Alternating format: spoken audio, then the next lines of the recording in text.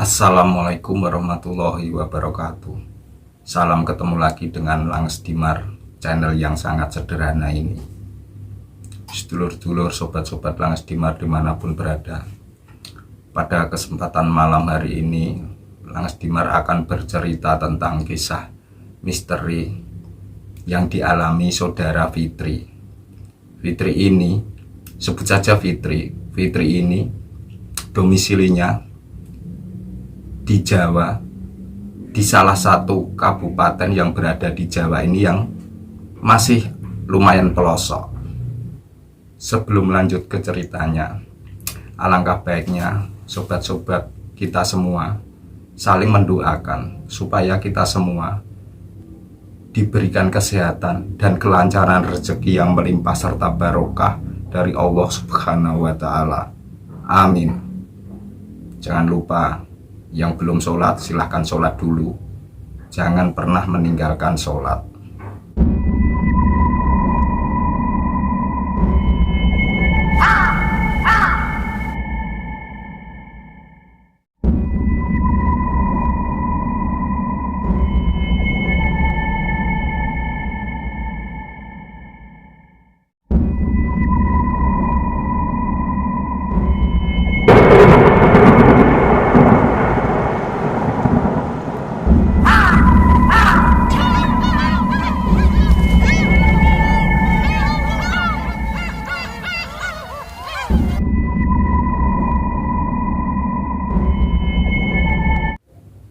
Bismillahirrahmanirrahim.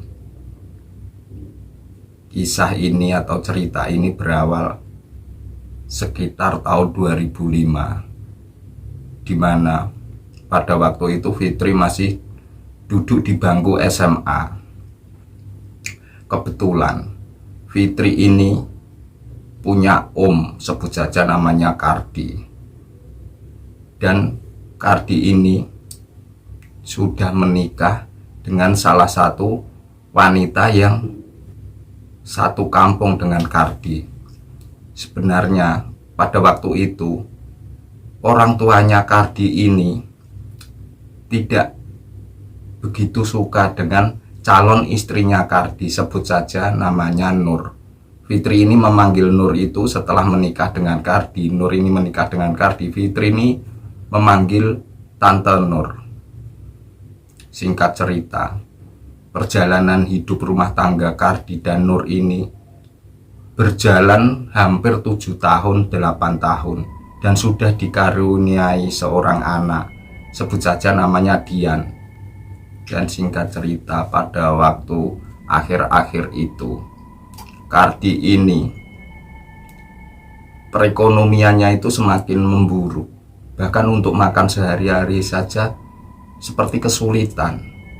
Dan akhirnya Kardi ini memutuskan untuk ikut salah satu temannya bekerja di perkebunan kelapa sawit di Kalimantan. Dan istrinya yang bernama Nur ini di rumah sendirian bersama anaknya yang bernama Dian ini. Kesehariannya Nur ini itu hanya merawat Dian, karena Dian itu sudah mulai bersekolah. Setiap harinya mengurus Dian ini, tidak mencari sampingan pekerjaan apa gitu, tidak. Hanya sebagai ibu rumah tangga biasa pada umumnya.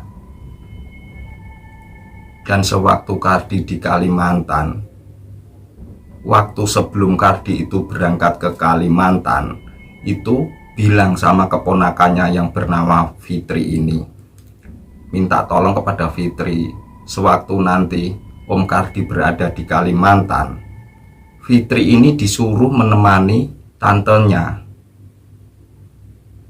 Itu pun kalau di malam hari sampai pagi hari. Istilahnya kalau malam disuruh tidur di rumahnya tantenya ini. Nur pun tidak keberatan pada waktu itu. Toh juga diizinkan sama ibunya. Dan sewaktu Kardi ini bekerja di Kalimantan, setiap bulan ini Kardi itu mengirim uang untuk kebutuhan sehari-hari dan biaya sekolah anaknya. Tapi Nur ini hampir setiap bulan setelah Kardi ini mengirim uang tidak cukup untuk sehari-hari itu. Padahal di mata Kardi ini uang yang dikirimkan itu cukup lumayan pada waktu itu, bisa untuk kebutuhan 1 bulan. Dan setelah berbulan-bulan di Kalimantan, istrinya Kardi ini di rumah itu selalu hampir kekurangan uang.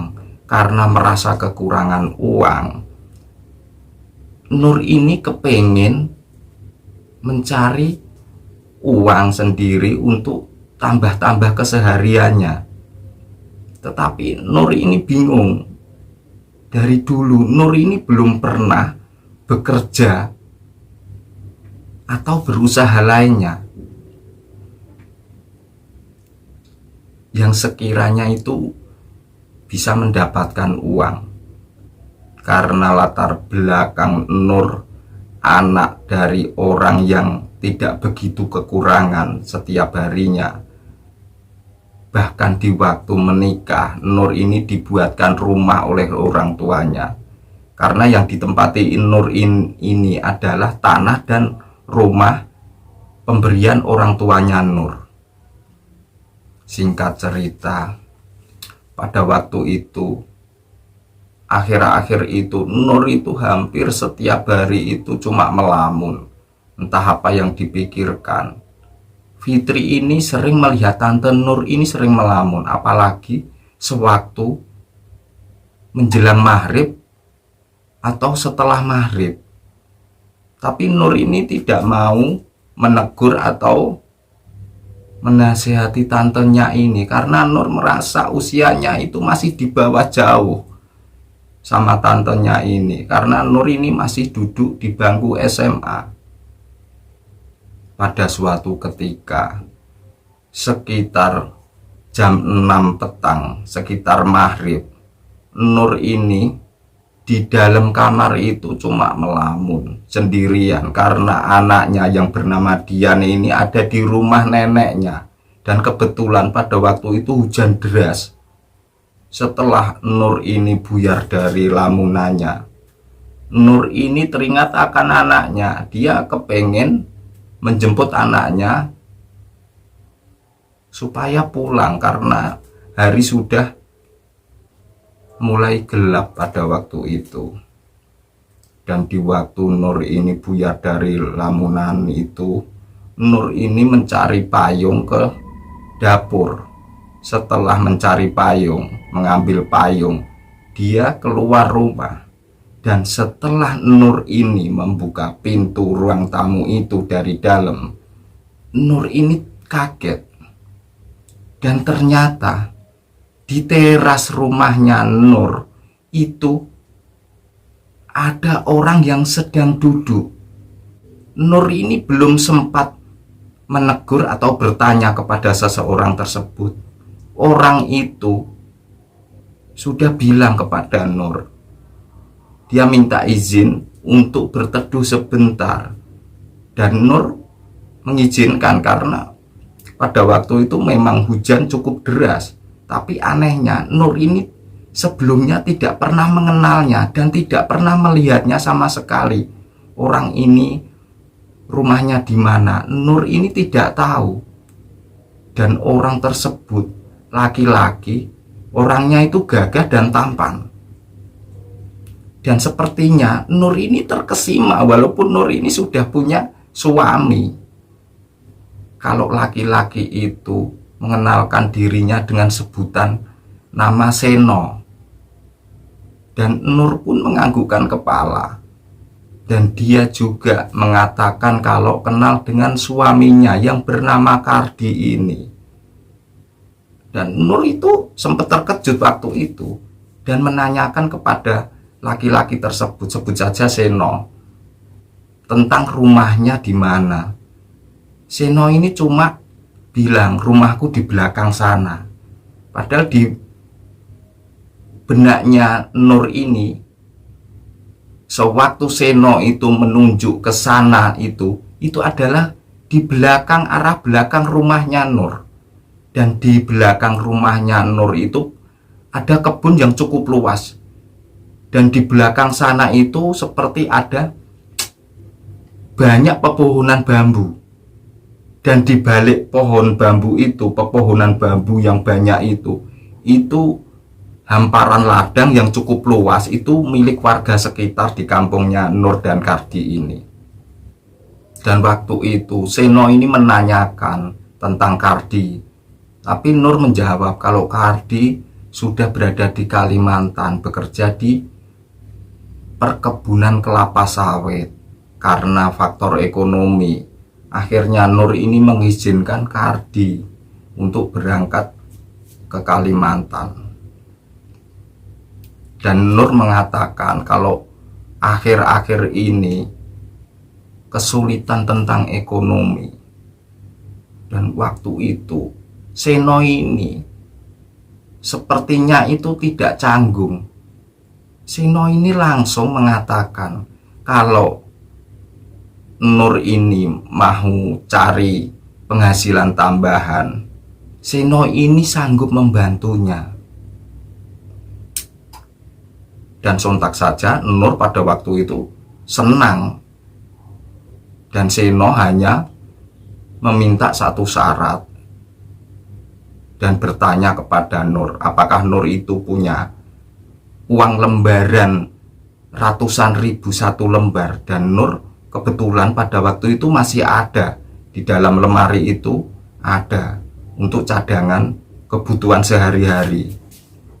Dan akhirnya Seno ini meminta Nur untuk mengambil satu lembar uang yang dimiliki Nur itu.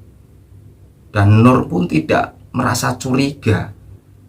Akhirnya Nur itu mengambil uang 100.000 yang berada di lemari dan diserahkan kepada Seno. Setelah itu Seno ini meremas uang itu. Setelah diremas, tangan Seno ini dibuka kembali dan uang itu diserahkan kepada Nur dan bilang kepada Nur,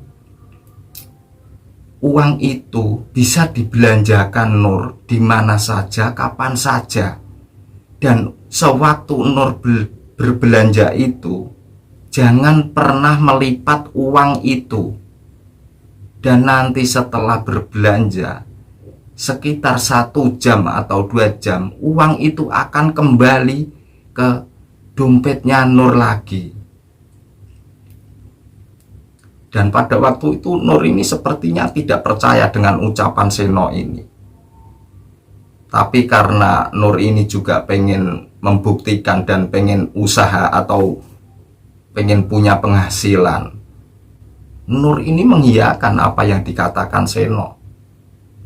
Dan akhirnya uang itu dibawa masuk Nur ke kamar, mau disimpan di lemari. Setelah menyimpan uangnya, Nur ini kembali ke teras. Dan sewaktu sampai di teras, padahal waktu itu hujan masih cukup deras, dan Nur ini kaget. Ternyata Seno ini sudah tidak ada di teras.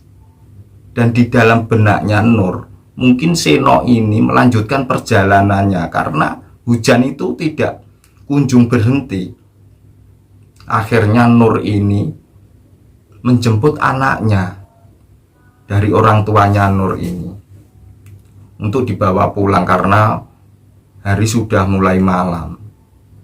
Singkat cerita, Nur ini pengen mempraktekkan apa yang dikatakan Seno kemarin itu. Pada siang harinya, setelah mengurus Dian di rumah, Nur ini mengantarkan Dian ke tempat orang tuanya, menitipkan Dian. Setelah itu Nur ini pergi ke pasar kecamatan. Dan di sana Nur ini mencoba membeli sesuatu di salah satu toko. Dan setelah membeli sesuatu itu dan dibawa pulang, sesampainya di rumah, ternyata uang yang tadinya untuk membeli itu sudah berada di dompetnya lagi. Dan Nur ini kaget dan senang sekali pada waktu itu. Nur ini tidak sadar kalau perbuatannya ini merugikan orang lain. Dan Nur juga tidak sadar sebenarnya apa yang terjadi. Nur ini tidak tahu. Dan itu diulangi Nur itu berkali-kali. Bahkan hampir setiap hari itu berbelanja itu sampai 4, 5 atau 6 kali dalam sehari itu, dengan target yang lumayan jauh dari kampungnya Nur ini. Singkat cerita, pada malam harinya, setelah beberapa hari membelanjakan uang itu, sekitar tengah malam, Nur ini terbangun dari tidurnya. Dan di waktu terbangun itu, tiba-tiba di dalam kamarnya Nur ini sudah ada berdiri Seno. Dan Nur kaget. Kenapa Seno bisa masuk rumahnya padahal pintu atau jendela di rumahnya Nur ini semuanya sudah dikunci. Bahkan pintu kamar juga dikunci. Karena anaknya Nur yang bernama Dian itu tidur bersama Fitri di kamar sebelah. Dan di situ Seno ini mengajak berhubungan badan dengan Nur. Dan Nur sepertinya itu tidak bisa menolak. Mungkin karena Seno ini orangnya juga tampan. Karena sudah membantu Nur mencari rezeki atau mencari tambahan. Bahkan bisa dibilang penghasilan Nur itu lebih besar daripada penghasilan suaminya. Dan malam itu akhirnya Nur dan Seno ini melakukan hubungan badan layaknya suami istri. Dan bahkan Nur ini lupa kalau keponakannya suaminya yang bernama Fitri ini tidur di rumahnya juga. Dan benar juga, pada waktu itu Fitri juga terbangun karena merasakan haus, kepengen minum air putih. Dan Fitri ini keluar kamar. Setelah membuka kamarnya ingin mengambil air putih, karena kamarnya Fitri yang ditempati Fitri sama Dian ini dan kamar tidurnya Nur ini berdempetan. Sewaktu Fitri ini sudah di luar kamar, Fitri ini lirih mendengar ada seperti orang mendesah. Dan itu yakin, Fitri itu yakin kalau itu bukan perempuan. Dan di dalam hatinya Fitri, apa mungkin tantenya selingkuh? Nggak mungkin kalau selingkuh, karena kalau selingkuh pasti takut ketahuan Fitri. Dan Fitri pun bergegas mengambil air minum. Setelah minum, Fitri ini langsung masuk ke kamarnya lagi. Dan sempat berpikir kalau kejadian malam ini mau diadukan ke orang tuanya atau ke omnya ini yang bernama Kardi. Tapi Fitri ini masih bingung. Fitri ini takut. Takutnya nanti orang tuanya Fitri ini kalau dapat cerita dari Fitri itu pasti akan memarahi Nur. Begitu juga dengan Kardi. Karena Fitri ini tidak mau rumah tangganya omnya ini konflik, akhirnya Fitri ini diam. Dan di waktu yang sama, di lain tempat, di kamarnya Nur, itu hampir berjam-jam Seno itu berada di dalam kamarnya Nur. Setelah selesai berhubungan badan, tanpa disadari Nur, Seno ini sudah tidak ada. Perginya kemana Nur ini tidak tahu. Dan ternyata Seno ini hampir seminggu sekali itu pasti masuk ke dalam rumahnya Fitri. Singkat cerita, setelah beberapa bulan kemudian, Nur ini hampir setiap hari itu keluar rumah. Bahkan hampir-hampir Nur tidak sempat mengurus anaknya. Dan Fitri itu semakin curiga kepada tantenya ini, karena sewaktu jam 7 pagi, jam 8 pagi, Nur sudah mulai berangkat. Entah berangkat perginya kemana, Fitri ini tidak tahu. Dan pulangnya pun di waktu sore hari. Dan suatu ketika Fitri ini bercerita kepada ibunya kalau Fitri ini sudah tidak mau lagi tidur di rumahnya Tante Nur. Dan Fitri menjelaskan apa yang terjadi di waktu malam hari di rumahnya tantenya ini. Sontak saja ibunya Fitri ini langsung mengabari adiknya yang berada di Kalimantan. Ibunya Fitri ini tidak terima kalau adiknya ini dikhianati istrinya. Sontak saja Kardi itu langsung pulang ke Jawa. Dan sesampainya di Jawa, Kardi ini tidak langsung pulang ke rumahnya, tapi ke rumah kakaknya. Di mana kakaknya ini adalah ibunya Fitri ini. Tanpa sepengetahuan Nur.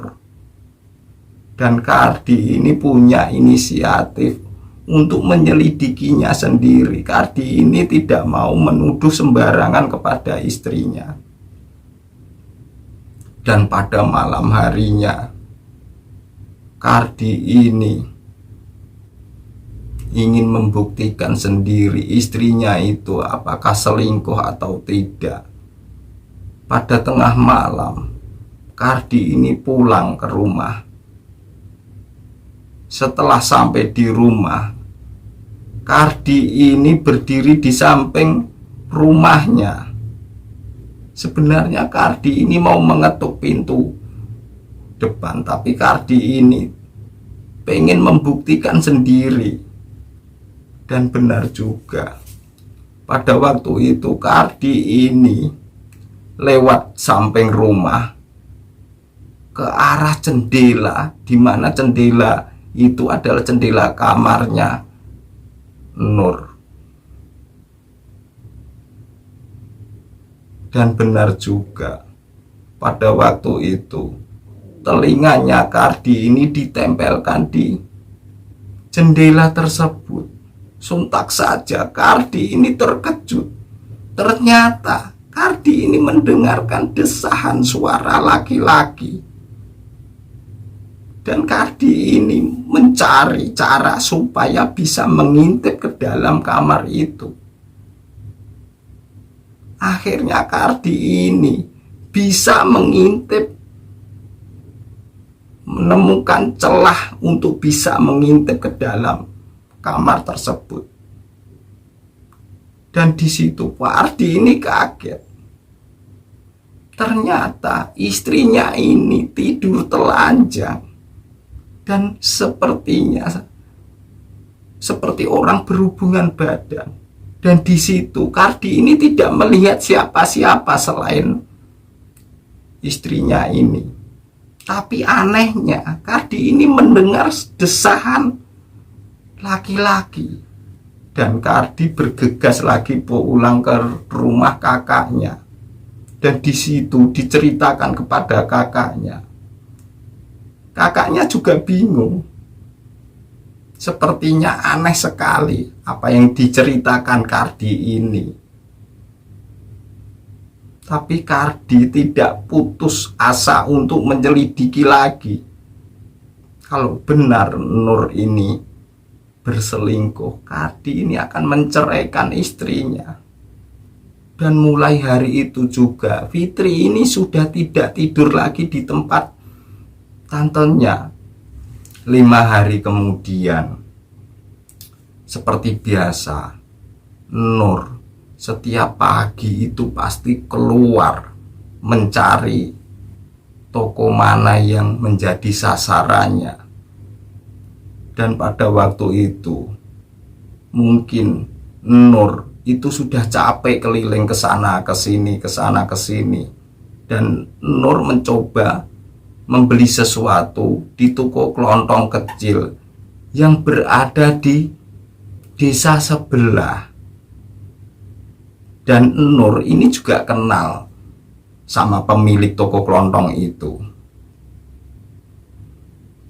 Dan kebetulan pada waktu itu hari Jumat. Setelah Nur ini membeli sesuatu dan pulang, pemilik toko itu, sebut saja namanya Pak Ahmad.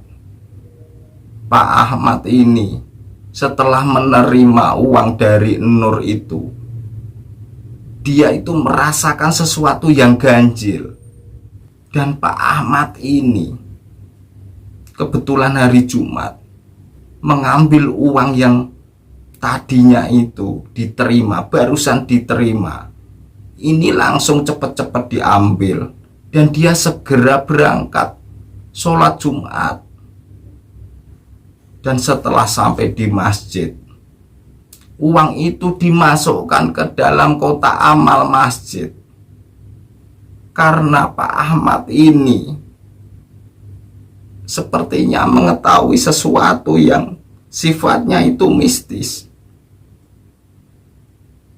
Dan benar juga, setelah sore harinya menjelang maghrib, Nur di rumah bersama Dian. Di waktu itu Nur itu merasakan wajahnya itu panas sekali. Sepertinya itu mau mengelupas semua kulit wajahnya itu. Dia merasakan yang teramat panas. Dan sepertinya Fitri ini mendengar kalau tantenya itu sedang sakit, yang dimana itu sakitnya itu adalah wajahnya merasakan panas. Akhirnya Fitri ini mengabari omnya, Om Kardi ini, bilang kepada Om Kardi kalau Tante Nur itu sakit berada di rumahnya. Karena Kardi ini merasa masih menjadi suaminya Nur, Kardi ini pulang ke rumah dan mengantarkan Nur untuk periksa ke dokter. Pada waktu itu ditemani kakaknya Kardi, di mana kakaknya itu adalah ibunya Fitri. Sesampainya pulang dari periksa dari dokter, ternyata beberapa hari itu Nur ini masih merasakan kesakitan, bahkan lebih parah dari kemarin-kemarin. Akhirnya ibunya Fitri ini menyarankan kepada Kardi kalau sebaiknya Nur ini dibawa ke pengobatan alternatif saja. Karena sepertinya dokter itu sudah tidak bisa menangani Nur. Karena penyakitnya itu seperti aneh. Dan benar juga, akhirnya Kardi ini mencari informasi tentang pengobatan alternatif. Beberapa hari kemudian Kardi ini mengantarkan istrinya ke pengobatan alternatif. Dan disitulah Nur ini baru mengakui perbuatannya selama ini dan sekaligus meminta maaf kepada suaminya. Dan uang yang dulu untuk berbelanja Nur itu kemana-mana, pemberian seseorang yang bernama Seno itu sudah tidak kembali lagi ke dompetnya. Dan menurut cerita Fitri, akhirnya Tante Nur dan Om Kardi ini resmi cerai. Bahkan anaknya yang bernama Dian itu ikut Om Kardi, dan Nur ini hidup sendirian. Dan sepertinya luka yang dirasakan atau panas yang dirasakan Nur ini sudah mulai sembuh, tapi masih membekas seperti kehitam-hitaman hampir seluruh wajah. Dan menurut orang yang mengobati Nur di waktu pengobatan alternatif itu mengatakan kalau Nur itu sudah kena goda salah satu makhluk yang berada di kebun bambu belakang rumahnya Nur, di mana makhluk itu adalah genderuwo. Inilah cerita singkat dari Saudari Fitri. Mudah-mudahan kisah ini bisa kita ambil hikmahnya bersama-sama. Ambil sisi positifnya, buang jauh-jauh sisi negatifnya. Mohon maaf bila ada salah-salah kata. Wassalamualaikum warahmatullahi wabarakatuh.